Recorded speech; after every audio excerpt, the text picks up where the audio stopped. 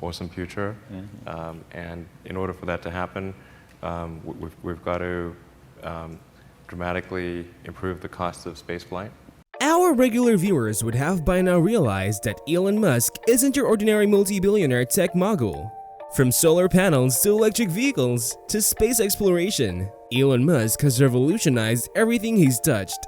And now, the absolute mad lad that is Elon Musk is planning on, drum rolls, launch a factory into space. Yes, you heard that right. SpaceX has partnered with Varda Space Industries to launch a factory into space. So, without wasting any more time, let's jump right into it.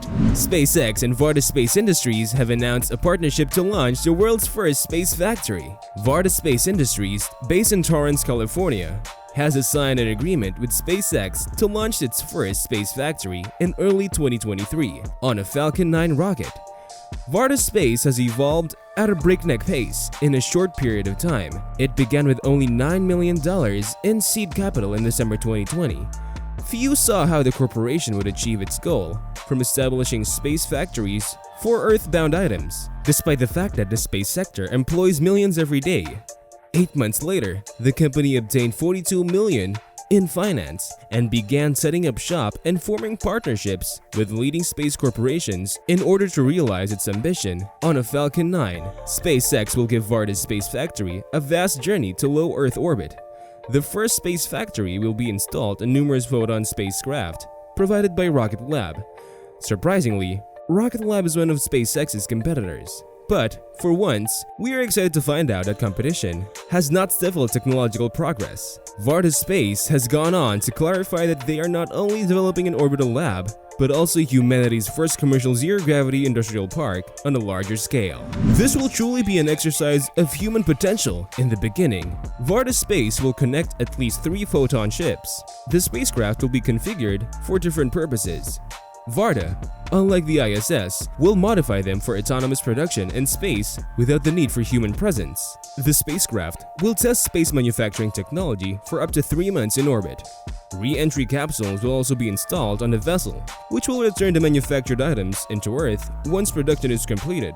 Varda's initial plant will only be able to create a few hundred kilos of material, leaving many wondering what products the company will produce in order to stay profitable. According to the company, they would concentrate on high-value products that sell for high prices despite their modest mass. Chemical purity elements, perfect crystalline structures, semiconductors, fiber optic cables, and pharmaceutical substances are just a few of the things that can be created more effectively in space, or whose purity levels improve drastically. The corporation claims that the things it will create will improve people's quality of life on Earth and speed up humanity's progress in space exploration. Varda's goal, it's safe to assume, would be to employ microgravity to make new materials or to advance the International Space Station's study on specific items. According to industry analysts, this type of in-space facility may, for example, manufacture bioprinted organs or specialty semiconductors.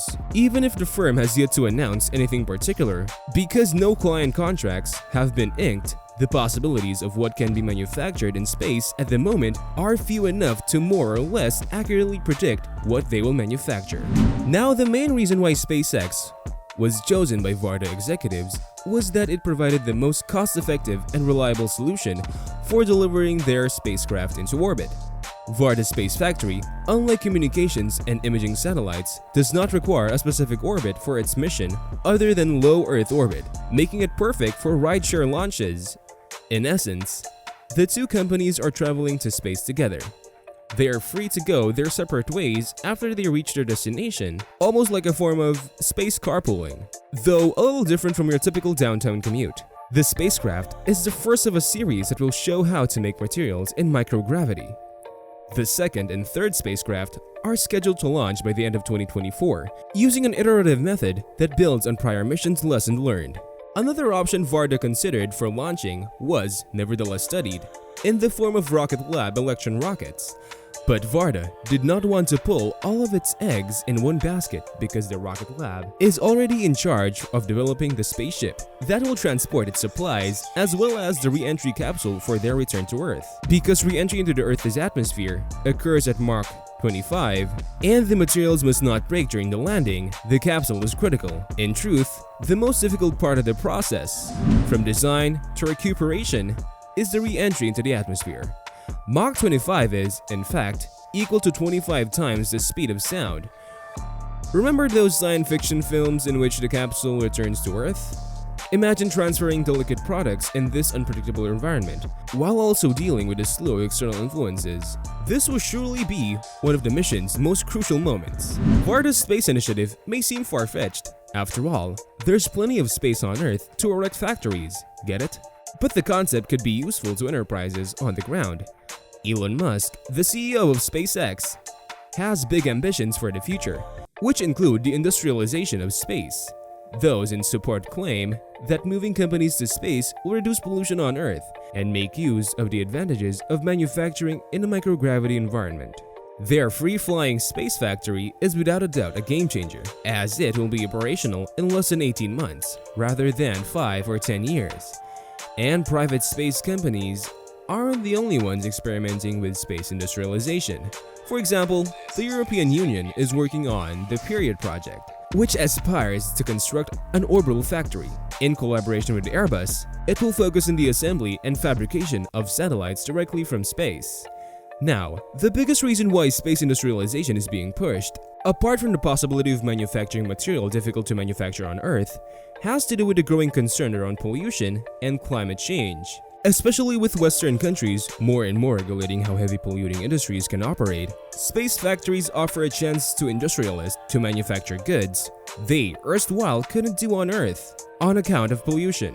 Another reason, especially for Elon Musk to get involved, would have to do with his lifelong dream of humanity becoming a multi-planet civilization. Space factories would be a major leap in helping humanity to one day colonize distant planets and moons. In any case, these ambitious projects offer a peek at some of the new opportunities available to manufacturers and entrepreneurs from all horizons. Now, all this talk of space factories and space industrialization brings us to what we've all been thinking about. If these are space factories, there are bound to be space bourgeoisie oppressing a space proletariat made up of space factory workers. And what would be the solution to that? Yup, space communism. That's all for today, folks. We hope you found the video informative and fun to watch. Also, tell us in the comment section your views about Elon Musk's insane idea to launch a factory into space. And if you enjoyed the video, hit the like button, subscribe to the channel, and hit the bell icon next to it for regular updates. Goodbye!